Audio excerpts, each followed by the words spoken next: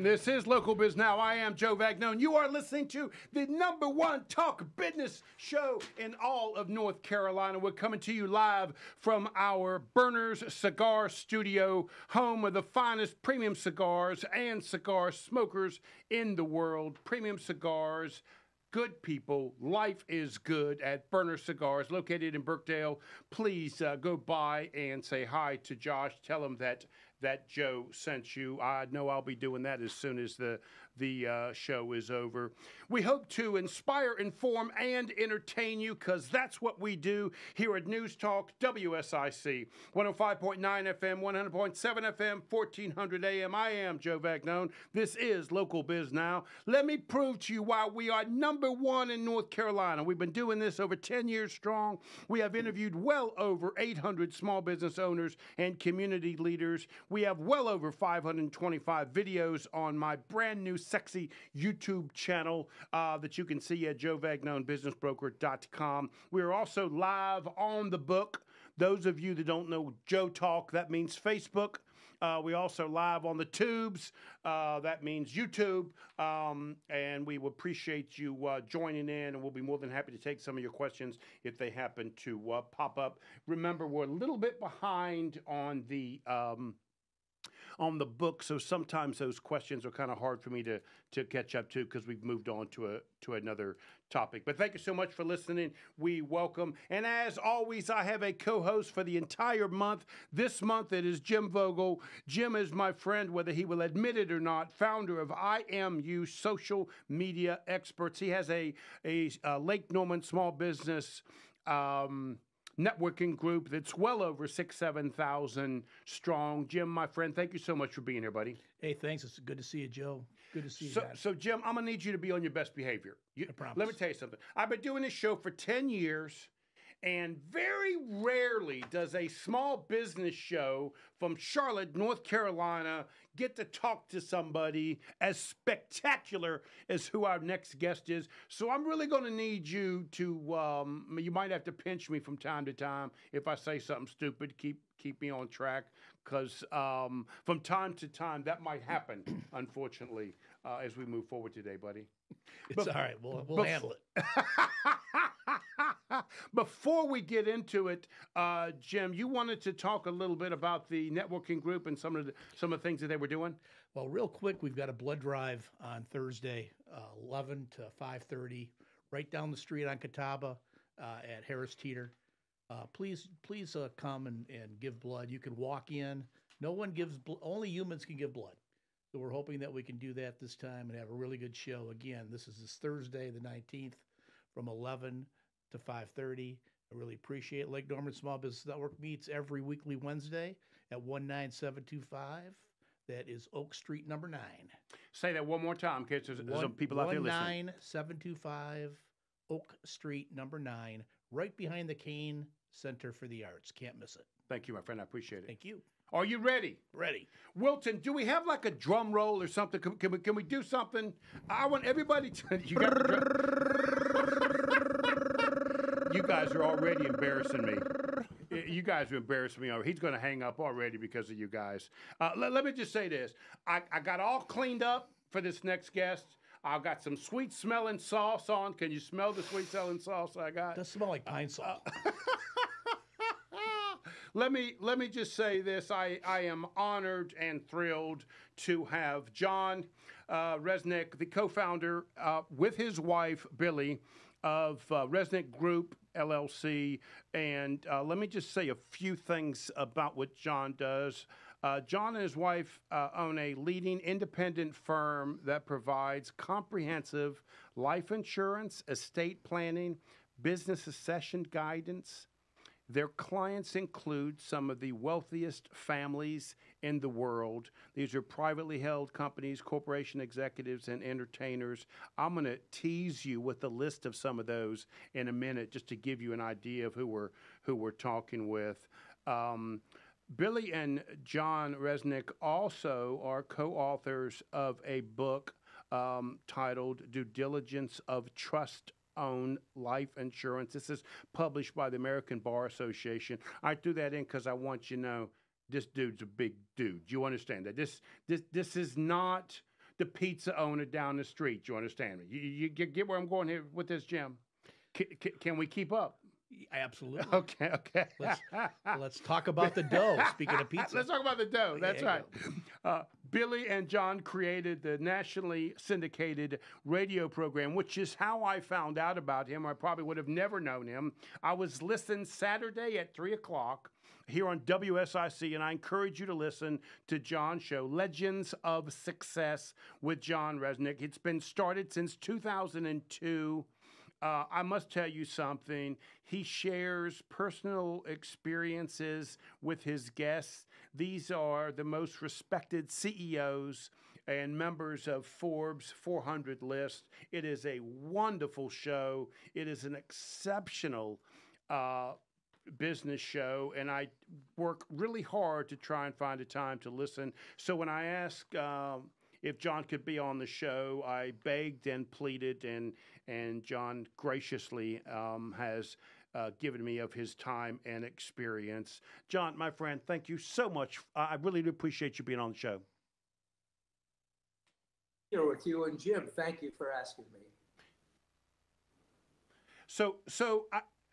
Before we get started, what I want to do is I made this list. I'm gonna give the listeners just a list. This is just a taste of some of your interviews that you've had.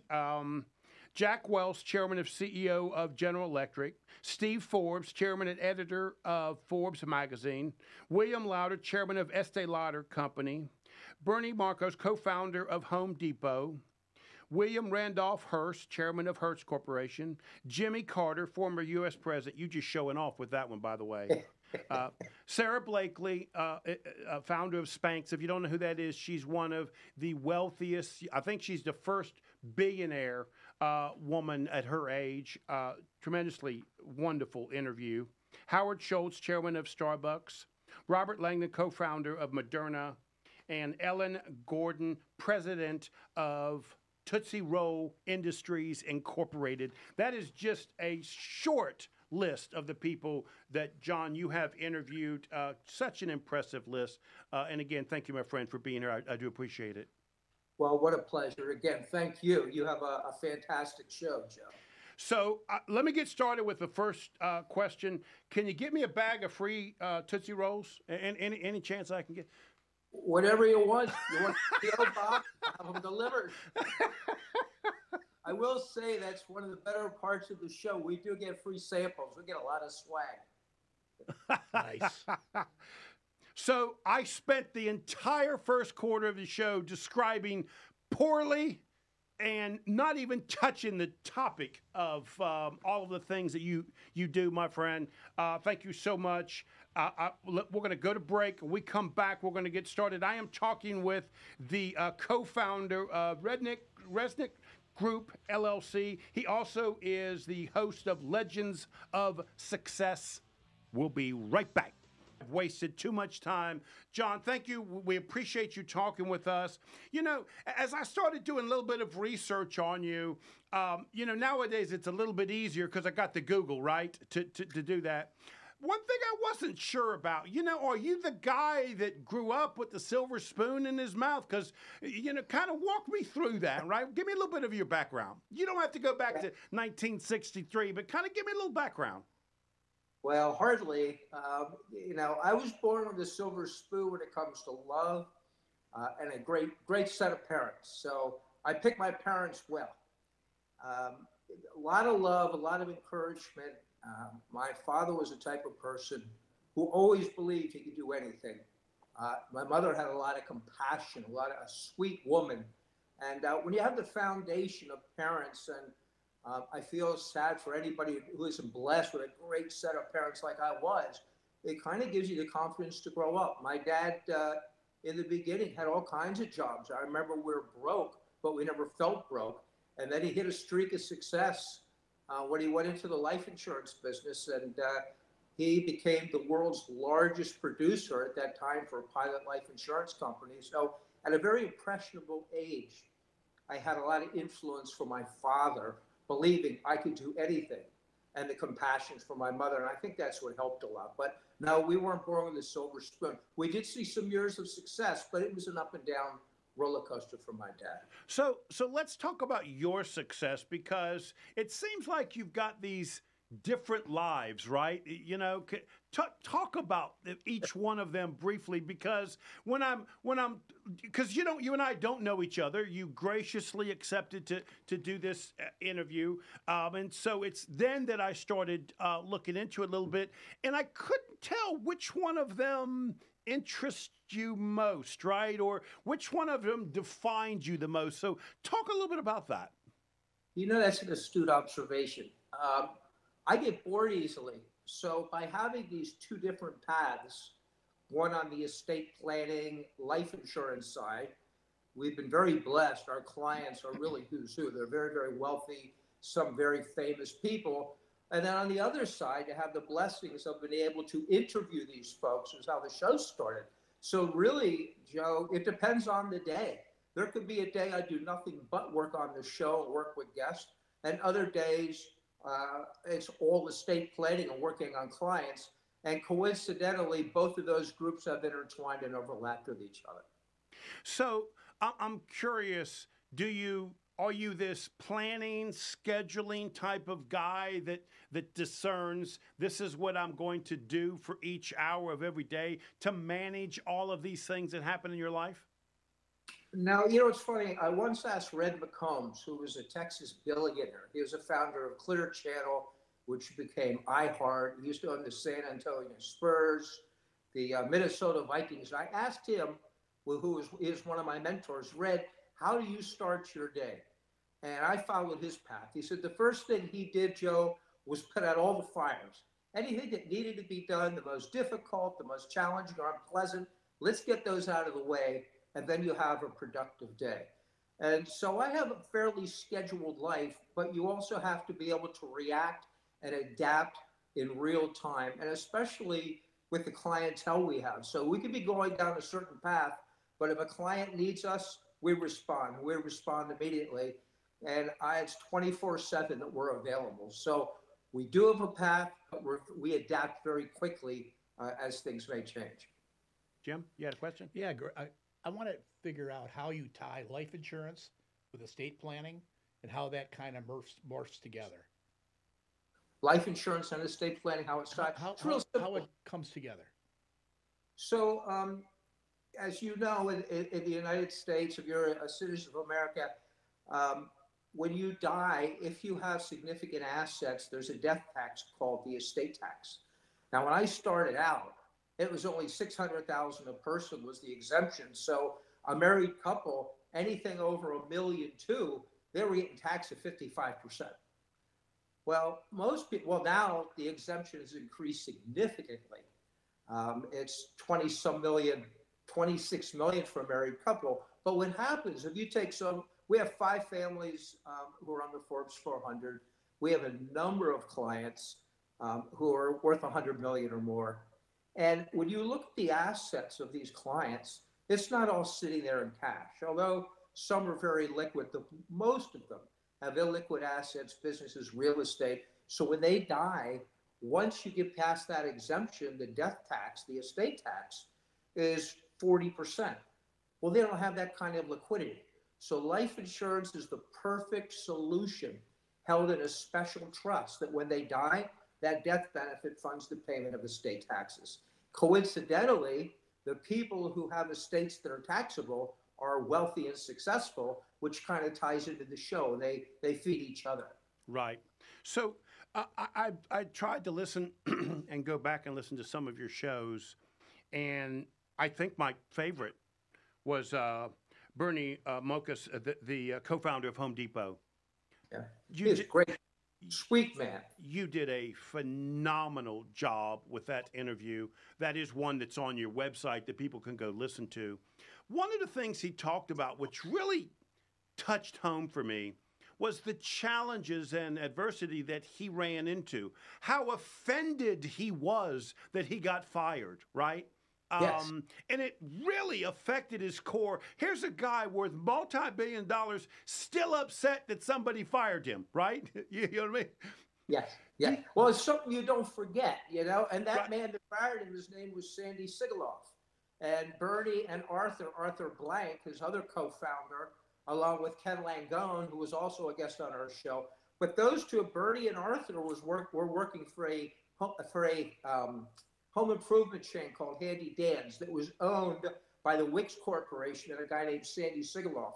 And he was so mean and oppressive that he summarily fired Bernie when he was 50 years old from president of Handy Dan's, threw him out, unceremoniously just threw him right out. And Bernie was broke. He couldn't even make his Cadillac payments, and he didn't know what to do. And that crisis, if it wasn't for that crisis, there'd be no Home Depot today, because that's when Bernie Marcus hit the crossroads of his life. And Ken Langone, who's another billionaire, came along and said, Bernie, you just got kicked in the act with a golden horseshoe. Bernie says, what are you talking about? I just got fired. And Ken said, now we can pursue that dream you had. And that was the Home Depot. But getting fired was the greatest thing that happened in Bernie's career, Joe. So, and I encourage people, go to Legends of Success with John Resnick. It is a phenomenal website. This actual video is on your homepage. It's just phenomenal. But I want you to tell me, did you have a moment like that in your life? Oh, I've had crises. You know, I will tell you, like, I never wish my kids to be broke, but I'll tell you what, it is good for you. I remember being hungry. I couldn't pay my bills. I remember I couldn't pay the light bill. I remember having wax in the carpet because I was using candles and had electricity. I moved to California when I was 20 years old, didn't know anybody. And I remember being hungry. I remember the feeling of being hungry. But you know something? And I ended up working in the music business, is where I learned marketing and strategic positioning in business. I learned a lot out there. But that ability to go hungry and know you can make it gives you confidence in life. So every setback in life carries a seed of opportunity. And I want people to hear that, because it really is a theme throughout all the successful people you talk to. They say that in some form or another. You're absolutely right. Take Richard Scholes. Dick Scholes, the founder of Best Buy. He had a little car stereo company. He's installing stereos in automobiles. And a hurricane came by, or a tornado, and they just blew his business. It was called The Sound of Music. Blew it off the ground. He was just like disheveled. He was upset. But he said, you know what? Now I can start this other concept. And what he did, it's amazing how disasters can create opportunity. When his store got blown down, he took all of the merchandise and just stacked it up in a pile, and he sold it on the sidewalk. And he found out that when you have piles of merchandise, it attracts people. It gave him the impetus to create Best Buy. That's interesting. So, Jim, I'd ask you a question about your primary business. Let me be clear. I begged your wife, Billy, to be on the show. She let me know through you that somebody's got to keep the lights on, you know. Right. So, but she is welcome on the show anytime. I'd love to talk with her. But it was clear to me, John, that you're a family-operated business. Can you talk a little bit about that? Because this is a very unique and select clientele that you have. I would find it to be interesting that you also are introducing them to your family as well. Oh, absolutely. We consider clients our family. Our client retention rate in the last 25 years is 98%. We love our clients. We protect them. We have a moral, ethical, and professional obligation to take care of their families and keep them safe. And we take that quite seriously. Working together, you know, Billy is an attorney by background, but we don't offer legal services. It's value added. So anything that I learn, I'm self-studying. I didn't go to college, but I've lectured at Wharton for years. And she and I are co-authors of the American Bar's National Guide, The Due Diligence of Trust-Owned Life Insurance. Well, because she is an attorney by background, that helped us get that gig. But we believe strong in education. We've worked together. She has skills that are far better than mine. I have skills, I think, that are different than hers. And we just make it work. You just make it work, you know? So you just stepped right into it because that's where I want to go. Walk me through when business stops and family begins, or family stops, and how does that happen for you? Well, first thing is we love That what we that do. sigh is has Yeah, already told me something. well, we absolutely love what we do. As a matter of fact, without getting into personal financial details, but in concept, we share a lot of the stories with our kids. So it doesn't really stop and start. We get our kids involved as much as we can, even in the things that we do in life. Billy and I have co-endowed a family business conference in Southwest Florida at the Florida Gulf Coast University. It's called the Resnick Wynn Family Business Conference with our friend Michael Wynn. And we brought in friends. Steve Forbes was a kickoff speaker. Alan Hassenfeld from Hasbro was our keynote this past year. Well, each of these events, we make sure our kids are there and they're involved. John, my friend, thank you so much for being here. You and I met through Zoom on this, and I already feel extremely comfortable calling you my friend. You are a true gentleman, and I thank you so much for your time and your experience on this call, buddy. Well, thank you. I feel the same, Joe. Thank you for inviting me. Jim, you had a question you want to ask? Yeah, it's about your organizational skills. I know you got them because you got at least a couple hundred clients. Now, Joe says he uses the Google, right? I haven't used Google in 6 months. I use artificial intelligence, right?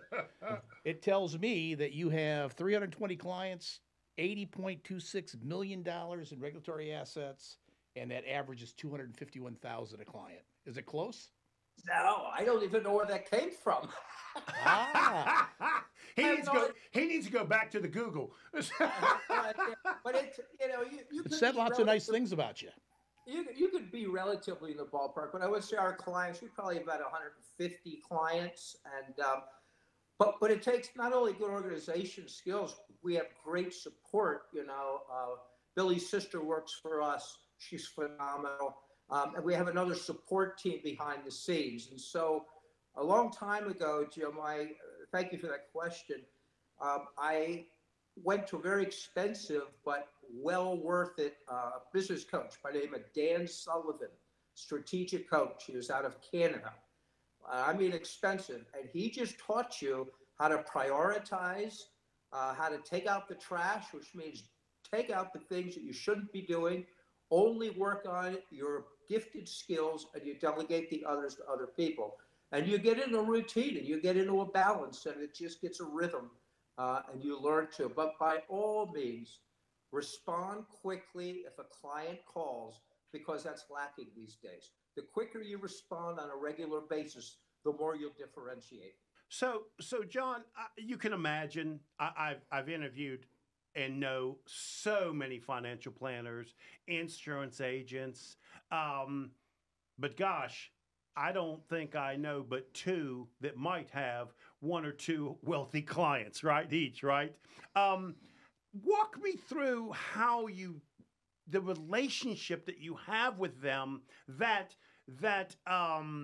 goes and transfers to the comfort level that they have to ask you to help them with their wealth. This is not common. At least it doesn't feel like to me this relationship you have with the clients is common. Well, I mean this sincerely. We truly love our clients. We had a case referred to us about a year and a half ago. And it was for the placement of $34 million of life insurance. After the first meeting and then into the second meeting, we backed out and we told them, thank you very much. Very diplomatically, we would not work with them.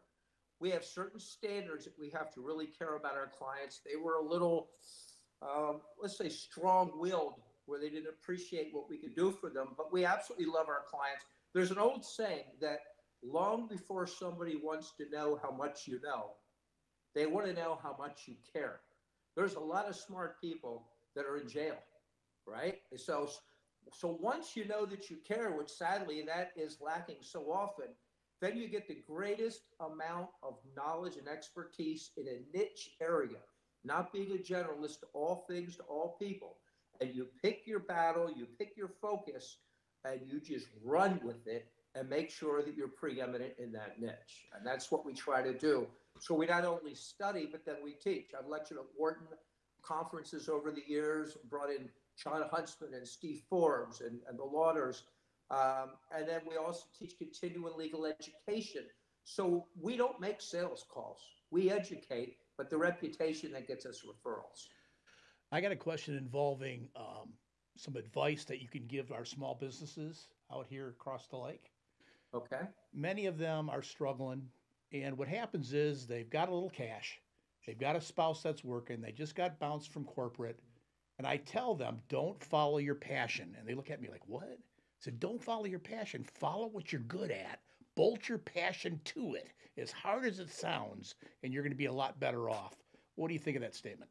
Well, I think they kind of intertwine, because doesn't passion and what you're good at, if you don't have a passion, maybe you wouldn't be good at it, Jim. What do you think?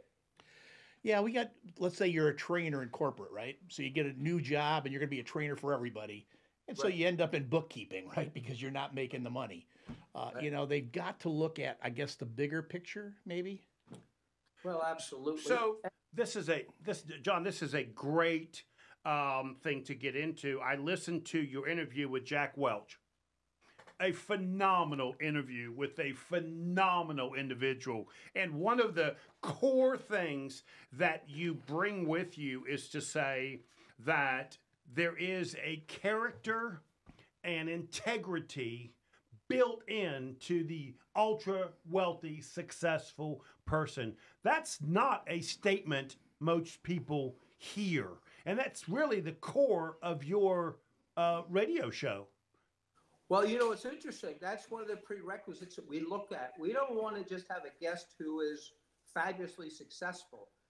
Our whole theme, people that overcame setbacks and obstacles to make it to the top with integrity by doing the right thing, and in most cases, give back. So if you look at all the guests we've interviewed since 2002, I think barely one or two fell off for a business scandal.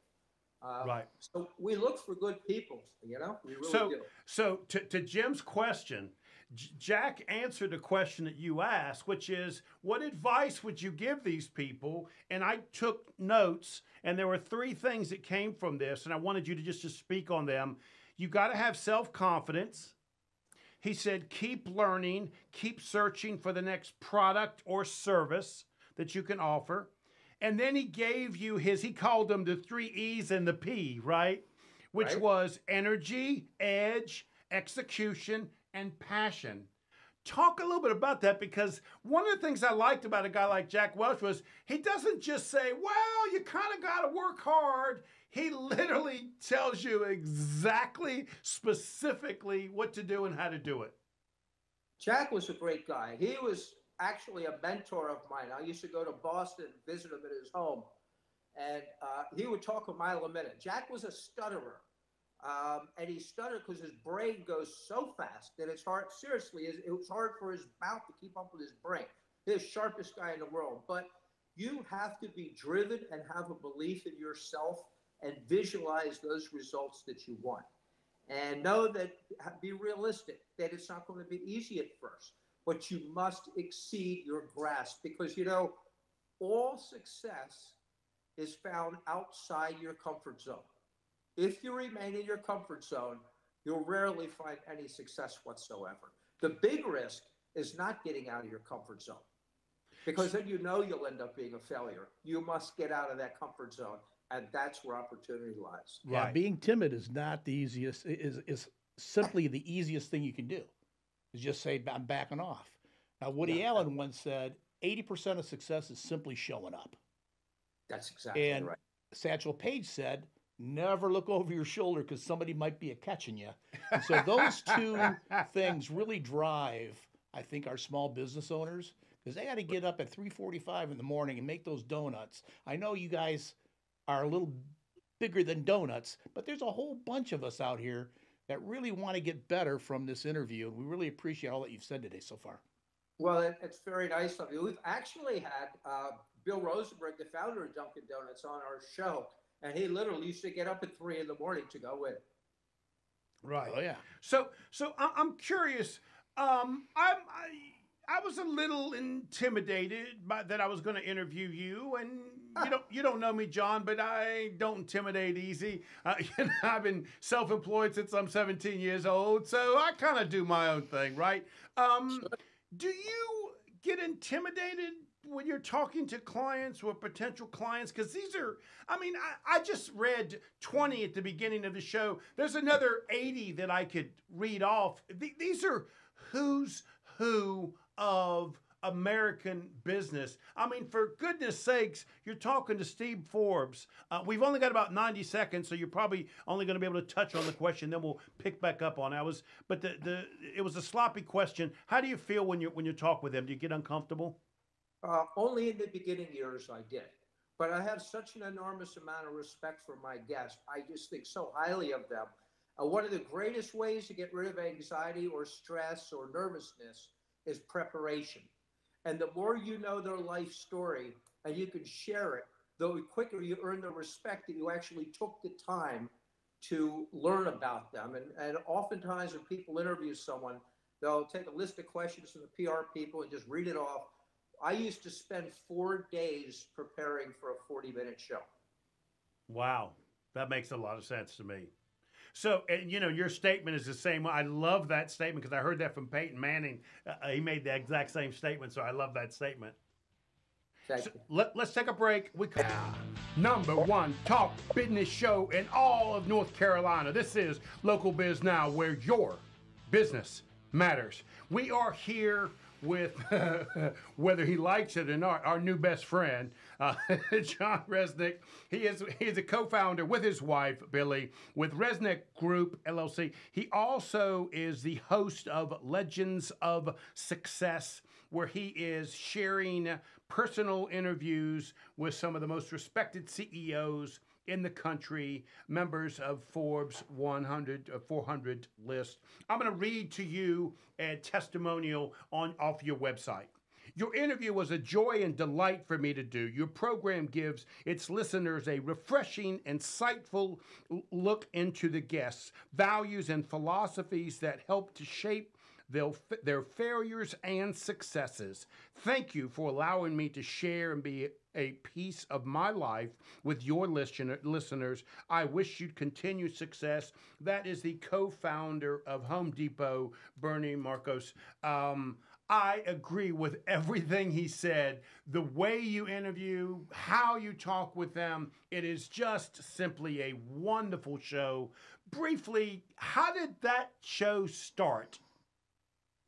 Well, back in around 2002, the early 2000s, there were business scandals, Enron, WorldCom, Rite Aid, which, by the way, filed for bankruptcy today. And my wife and I, was my girlfriend at the time, we became concerned for young people and students because the media was bashing all business CEOs as bad. It was painting a picture on all of them. But we had concern that students wouldn't have mentors or aspire to go into business. And we thought, we've heard so many wonderful success stories from our clients. If we could only share those on the air. No experience, never been on the air. My history on air was dedicated a song to a girlfriend when I was 14 on the radio, and I was scared to death. But we came up with the idea, and we approached a guy. His name was R.J. Harris, the program director at WHP Radio in Harrisburg. So I had this great idea. Every week, we'll interview a successful business owner or a luminary. We'll tell about their story, the positive story, how they made it, and share it with others to help them. And he said, "You're crazy. Good news doesn't sell." And he excused me, and I left, and I came back 2-3 times. And he said, "You've never been on the air. How are you going to get a guest every week? And you have no experience." Finally, they charged me $1,500 for the hour to go on the air, and scared to death. I was never on. And my first guest, and that was in September of 2011, went on January 12th, 2002, with Dick Yingling from Yingling Brewery. And I was so scared to come on the air. That was live back then, like you are now. He had the newspaper there doing an interview, and he said in the newspaper, I had to come on the air to calm John down. But, you got to get out of your comfort zone. So, And yeah. so John, one of the things you do that's very unique, I call it old school, right? You get to know your people before you interview them. I mean, you go to where they are and spend time with them. Talk a little bit about that. Well, it's interesting. I've always wanted three impressions at least. First of all, these people are people you dream of meeting, right? Oh, yeah. And so I would always tell them my job is to get the best profile of your life story I possibly can. So please trust my process. Well, the first part of the process, I would do a pre-interview. And I would travel to them every time I could or get them on the phone. But usually I would travel wherever they were. And I would meet with them. We'd break the ice in person before they ever went on the air, get to know them. I kind of pre-interview them. By the time we were on the air, we knew each other, so to speak. Right. And after the show, I would take them a copy of the show. And so I'd always have three impressions, and I pray to God that some of these would stick and become friends. We've been blessed. A lot of them have, and some of them have become clients. And that's how we started out. But by the way, we never, ever tried to sell a product on the air. Never. Right. It's pure interview. Never told a guest what we did. No, it's what I liked about it on the radio, right? As I'm driving, I'm hearing a real, genuine interview, and not once did I feel I was being sold to the entire time. It's just an exceptional show. And again, 3 o'clock, WSIC, Legends of Success. To Jim's question, if you can leave us with anything, what similar traits do you find, if any, that these successful legends tend to have that us small business people should try and copy best that we can? Regardless of the adversity, they never give up. I mean, that's an old one, but they truly never give up. A no doesn't mean no. A no means not now, try again. And if you've got the vision and you believe it is your vision, and nobody on earth has the right to take that vision from you, and keep going for it and keep trying. It was just like with the radio program. I had to come back 3 times. They finally made me pay for the show. By the way, we don't pay any longer. We're on over 100 stations. So, we excuse them after we start building the show on our own. But the wisdom is believe in yourself. Don't let anybody ever discourage you, because they don't have the right to do that.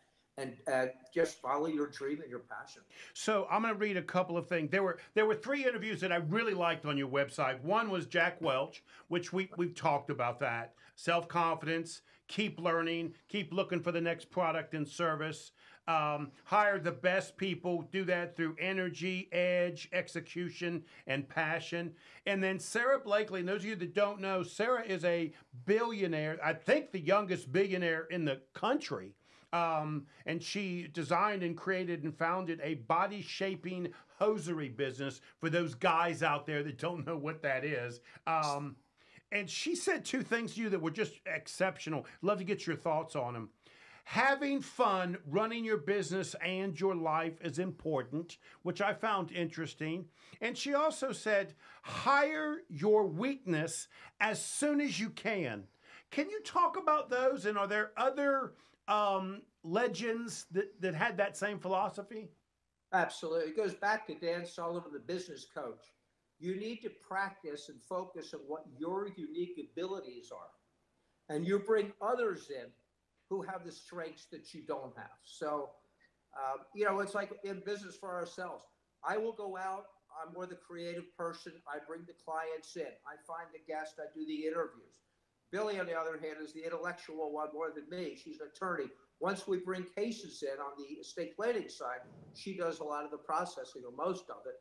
And so you have to surround yourself with people who are better than you at things you don't do. It's just that simple.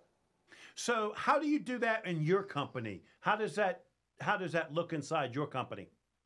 Well, it's like I had mentioned. So I typically have the vision of what we need to do, clients, building the show, things like that. But when on the estate planning, if we have a client that am able to meet and bring in, which often comes somehow from either Wharton or the show or Forbes or somebody that's been referred or a current base of business. Once we've created the initial relationship and we start doing the work, a lot of that processing then is done by Billy. Technically, she's better educated formally than I am. I don't have a formal education. I know you. I know you definitely married up. There's no question about that. Oh yeah. I tell people, if you tolerate me, you'll love her.